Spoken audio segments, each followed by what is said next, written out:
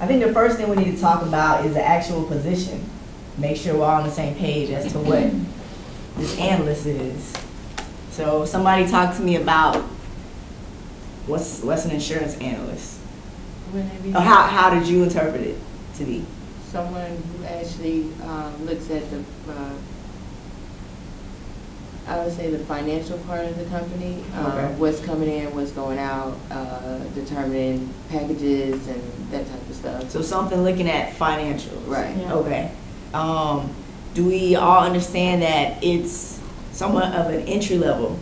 An analyst will more than likely be something like an entry level position, right? Mhm. Everybody understand that's not like a management position that we're hiring for. You It's kind guys? of like a CNA. No. That's not that far down. So No. she would be like right above that.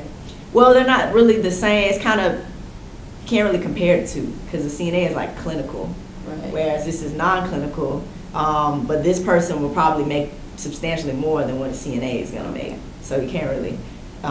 Typically, I mean, I don't know the market too good here yet, but typically an analyst, an insurance analyst, will probably start somewhere in the 40s. Maybe 50s, depending on the city or whatever company it is or what experience they already have. But I want to make sure we kind of talked about the position first, just to make sure that everybody was on the same page. All right, so I got to talk about the sources first. We're hiring for this insurance analyst, and we need to decide how we're going to reach out to people to let them know that the position is available, right? So what did you guys come up with? We said the internet, job fair, So internet, like Monster, like those kinds. career builder. Yes. Okay. Craigslist. Okay. And then you said Job a job fair. fair. Mhm. Okay. Job fair. Newspaper ads. Newspaper ads. Word of mouth. Word of mouth. In-house. In-house. Yes. Okay. Anything else? What about Employment commission. recommendations? Employment. Commission. Oh, you mean like a referral Yeah. fee? Okay. All right. Good sources. What, I don't know what they're called, what companies you can go to and apply for these type of jobs? Tip service. Like a temp. Yeah, that's a good one. Temp. A lot of companies use temps actually, especially when they need someone quick. Anything else? Nobody has mentioned something that I know you all get on every day. Social media. No, we We have said that. internet. No, you said the internet. You said Monster. You never said we social had media. media. We had internet, radio, TV, newspaper. Okay. That's Well, I didn't hear radio either. Radio. No, well, we I had would radio. Radio. Is there anything else on your TV. list? We have TV, radio, internet, job TV. fair, Okay. employment commission, newspaper, word of mouth, in-house. All right, those all sound like a good start.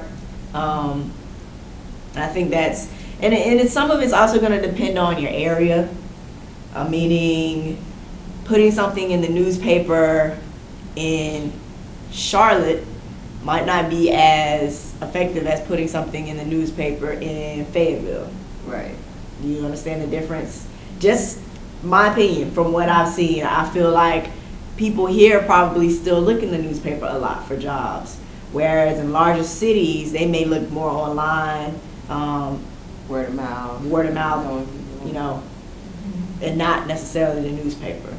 But I feel like in smaller areas, the newspaper is still a vital source of information. People go there to look for, through the want ads and stuff like that for jobs and whatnot. So your area is also going to determine how you do your outreach. Would another source be like training, in-house training? Like if you have that person that's close to getting, that could be promoted? You could, yeah.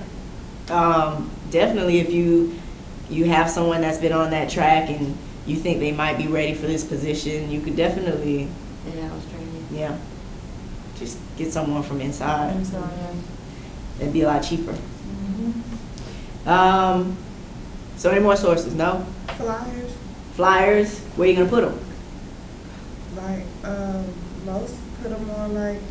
I'm gonna tell you light now, poles. people with flyers, they don't even pay attention to them things anymore. Not necessarily flyers, but like what I'm trying to say is like if you drive by like Aldi's or whatever, and then they have like a little picket sign, be like Oh, okay. interview at such and such time. Okay, so signage Yeah. along the street. All right, that's a good one. What else? There's one more that you guys haven't mentioned yet. I'm making you guys think today. Where are we right now? Schools? Right. But we was just talking about. At some putting job point, I'm pretty positive employers will be coming to me saying, you know, we're hiring for this position. Do you have any students in your program that might be interested, that might be capable? Utilize your local resources. So talk to your schools, talk to the heads of the departments, depending on, you know, what department this position might fall under. That's a great way. You know, they're gonna have the knowledge, it's gonna be fresh. The new graduates are still in school. And probably they're not gonna be demanding a high salary when they're in school. They're just gonna be wanting the job. With the training part of it, Yeah. especially during that field. Yeah.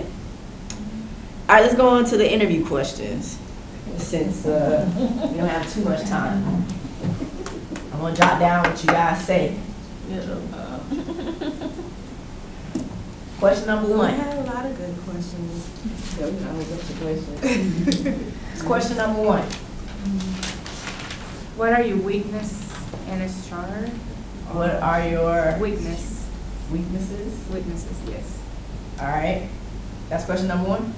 Well, that's mine. I don't know. All right. Number two. Why did you? What interested you in this position? And why did you leave your last job? What interested you in this position? All right. Next. Why should we hire you? Why should we hire you? All right. Next. You didn't put that down. Why did you leave your last job? Why did you leave your last job? Okay. Why do you want to work here? Why do you want to work here? Yeah. What interested you in this position? We already have that one. Oh, okay. What are your short-term, long-term goals? What And are you your looking for a career? Term and long-term goals, and Are you looking for a career? is that one question altogether? Yes. Are you looking for a career? 2 questions in one. What are the 3 positive things your last boss would say about you? I don't know. What are 3 Positive. positive Things. things that your last boss would say about you? Yeah. What do you know about this organization? What do you know about? You gotta go around. This organization. Do you? Good. How do you handle stress? How do you handle stress? Are you a flexible worker? Are you a flexible worker? And I got another one. All right. I like the funny one. Nobody likes the funny one. Are you do you have experience in this position? Do you have experience in this position? Are you a team player, and what does that mean to you? Are Yeah. you Yeah. a team player? And what does that mean to you? Are you fluent in the computer technology needed for this job? Are you fluent in the computer technology that is needed for this job? If you were an animal, which one would you want to be? If you were an animal, which one would you be? What positive attributes can you bring to the table? What positive, how many more do you have? Attributes Actually, the last one is, do you have any questions for me? can you bring to the table? Do you have any questions for me? All right. Told you a lot. How long is your agenda? 1 week. 1 week. No, but 5 days. 5 days. Mhm. Let's go to the agenda and come back to these questions because they're gonna take us a while. Talk to me about your 1 week agenda that you created. Well, day one, we said we were gonna do the introduction, which includes the packet with the job description, policies, procedures, rules, layout of the company, that type of thing. So that's all day one. Day one. It's gonna take up the whole day. 8 Whole hours. day, yeah, from 8 to 5. 8 to 5. You sure? No, 7 to 5, because 7, that's when you're gonna get all this stuff. We can do 7. Basically, introduction to the organization, and then maybe possibly with the package policies and procedures, that's thoughts of orientation. And then you move on to day 2, which is full day of orientation. Gives you the whole breakdown of everything, all the way down. And a Yeah. tour. And we also gonna offer lunch to the new employees, to the new people, and that same day when we are giving lunch, we gonna introduce the supervisors. Is this So day we- 1 or day 2? Day 1. That's when Okay. we have lunch with them. It's gonna be an hour lunch. Okay. So we're And gonna then day introduce 2 the is supervisors. orientation. Orientation, paperwork, tax Okay. forms, stuff And like then that. day 3, We Shadowing. put Shadowing. training All day? and shadowing. Yeah. okay. And day 4, Shadowing. Shadowing and hands-on, get, partially yeah. getting basically more hands-on than just watching, more helping out. okay. And continue. And day 5. Paperwork. Day 5, they will be partially by themselves most of the day, towards the Are end they of gonna the be day. ready? Well, we're Well, we're gonna gonna do test them out shadow at them the at the beginning of the beginning day. of the day. After lunch, we're gonna let them do something on their own. Okay. And then at the end of the day, we'll ask them if they have any concerns, comments, criticisms, questions, to see if they're knowledgeable enough to be able, and if they felt comfortable enough to be able to work on their own. If Okay. not, then they would go back and start on day 4 all over again. I think I'm okay with 3 through 5. It's 1 and 2. I just don't know if we have enough stuff in those days. Well, I've been to orientation before, and I've sat there and watched a movie all day. Well, I guess maybe you just said orientation. I don't know what that. I mean, it's kind of like Orientation your- including paperwork, their It depends. W-2s, their maybe insurance, everything that they need, their benefit package, if they get one, if it's offered to them with the company, Blue Cross Blue Shield, I'm pretty sure they're gonna offer something, even if they have to pay a little bit out of pocket. And then, salary base, everything. Go over everything, All right. those 2 days. You start off with, and then you're gonna do a tour the first day, you're gonna get to know everybody, get introduced to your supervisor, manager. My whole point here is that you just don't want that new person to be sitting idle, especially on the first 2 days. And honestly, that doesn't sound like enough to fill out that day, based on how I've had to go through orientation and fill out paperwork. But the main idea here is that I want to relay is that you just don't want them to be sitting idle, because that doesn't put the organization in a good light. Kind of makes them look like they weren't prepared for me to be here. They don't know what they're doing. They're not organized. So, for those first 2 days, you just want to make sure that the agenda is very detailed, hour by hour, telling what you're going to be doing, whether it be sitting down with HR for the first 2 hours to fill out paperwork, watching a movie for 1 hour. But you want to make sure the whole day is filled up. Okay. Like I said, day 3 through 5, they sound fine. I'm okay with those. So altogether, sounds like a pretty decent agenda.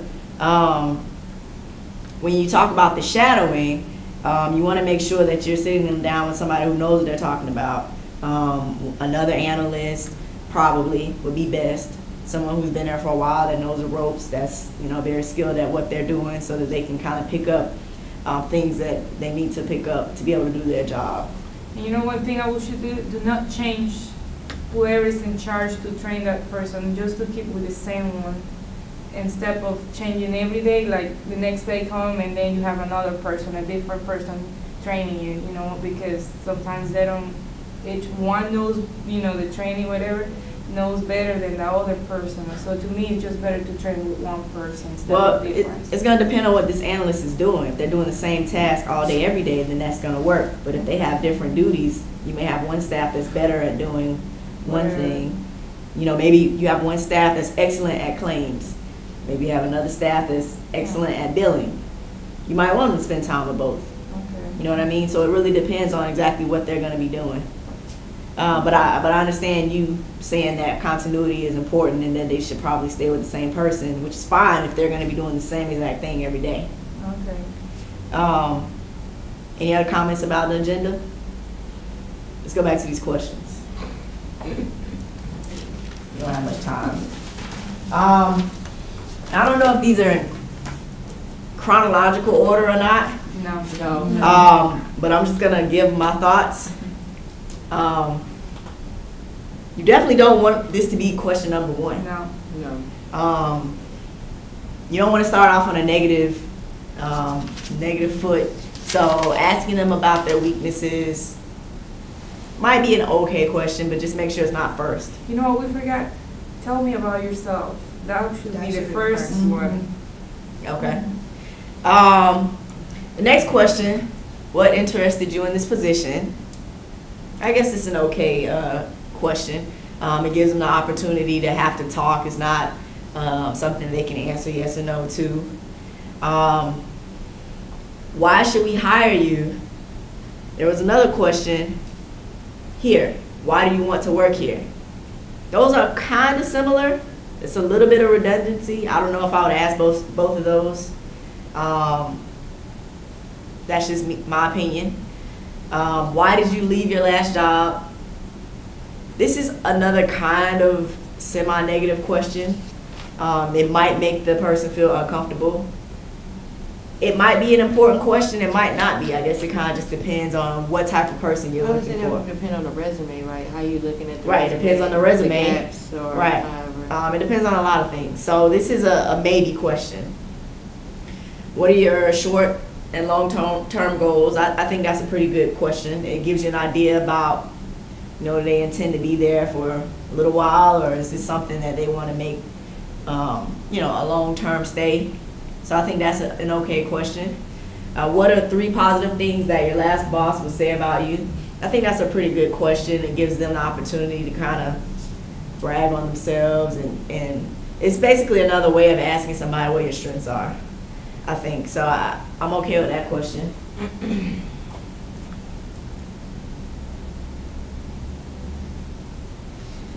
What do you know about this organization? I don't know if that question is necessary. I think a good interviewee will integrate this into their conversation already. If you're interviewing, you should be knowledgeable about the company. You should have done research. So when you're answering your questions, the things you know about the company should already be in your answers. So I don't think I would use that question. How do you handle stress? That's a pretty good question. Again, it's going to kind of depend on the position. If you as the manager know that this analyst position is stressful, then it's a relevant question. If not, it may not need to be something that you ask. It's a maybe question. Are you a flexible worker? That's a pretty good question. Kind of gives you an idea about, how they work. However, is this the way it's worded, is this a good question? Why not? I mean, it's just basically saying, are you flexible?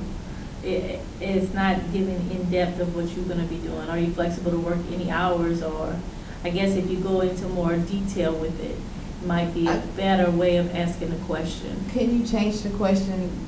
Would you consider yourself to be a flexible worker? It's still not going to fit the reason that I don't think it's a good question. Yes or no? Yes. It's a yes or no question. No. Are you a flexible worker? Yes. Are you a flexible worker? No. You're not getting any information from it. Right. So it's not really a good question. Okay. I mean, it has the potential to be a good question, but the way that it's asked makes it too easy for the person to just say yes or no. Do you have experience in this position? Kind of same thing. Yes or no. Another way to say this is, tell me about some experiences that you have that may be related to this job or related to this position. I've been in place in this position. What qualifications will you bring to the table? Yeah. Anything other than something that's going to give them an easy out to Yes say or no. yes or no. And they're probably going to answer yes to all these because they want the job, right? Are you a team player, and what does that mean to you?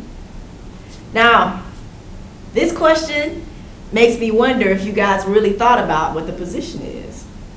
Analysts, but Right. they have to deal with other people though. Do they? Depending on if they're just going to be analyzing or if they're going to have to deal with complaints or however that position is going to go, they might have to deal with other people, interact with other people. It might not just be an individual Yeah, position. I was thinking along the lines as maybe cross-training. basically, or are you gonna be able to, like, if someone doesn't come in at work and we really need somebody, we already have all the analysts that we need today, and we can spare one, you know, maybe we have two on board, and we can spare one, the other person didn't come in, so can you come up to the front and actually be able to work? Can you be a team player and do it for the organization and not just one spot that you was hired to do? That's a fair argument. I just don't think this question gives you any information about that person's capabilities to do their job. Because an analyst is mostly going to be sitting at a computer analyzing. They're not going to be working with people on a day-to-day basis. So it's a question. It might be, maybe if you reworded it another way, or maybe if you gave them a scenario and said, if you had to come in, how would you handle that? And then that would tell you if they're a team player or not. But to just say, are you a team player? They might say, but I saw them to be an analyst. You know what I mean? People who don't like being in teams, these are the type of jobs they sign up for. It's because they, right, exactly. So just, you know, be careful how you ask that question.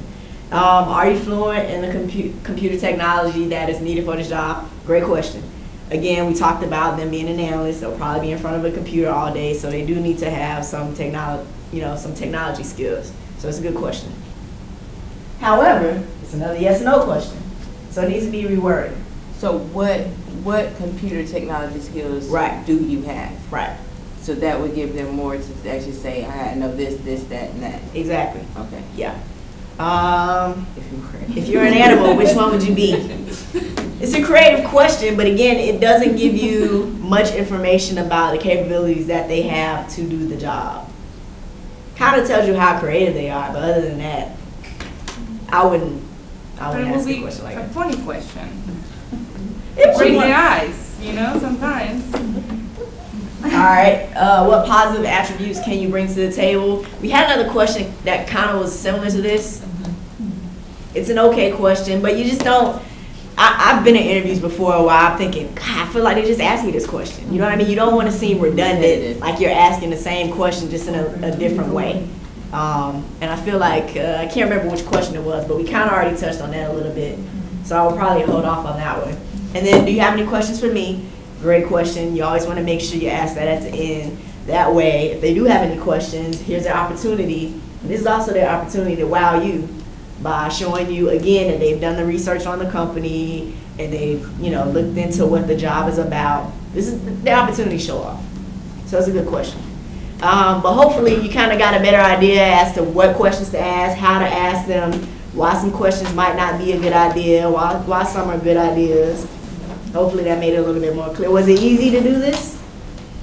It was kind of easy to get the questions, but then you had to think about the job. You do. You always have to keep the job in the back of your mind. And I think we didn't do that with a lot of, we just thought about general questions. Yeah, exactly. I feel like some of these questions could have been a little bit more specific. You have to remember, again, this person is going to be in front of a computer, so by the end of the interview, you should be totally convinced that their technology skills are to the level that you need them to be to do the job. And I feel like we could have had a little bit more questions, as well as a few more questions related to insurance. Right. Tell us what you know about insurance. As Do you have any experience in insurance? That's true. You know, stuff about. You could even gave them a scenario, an insurance scenario, and ask them how they would handle it as an analyst. So you want to make sure that you're asking questions that are relevant to what they're going to be doing, exactly, rather than just general questions. I mean, you can have a few general questions, but it should be a good variety. Got it. All right, guys. Have a good weekend. Do you guys want to go ahead and start looking?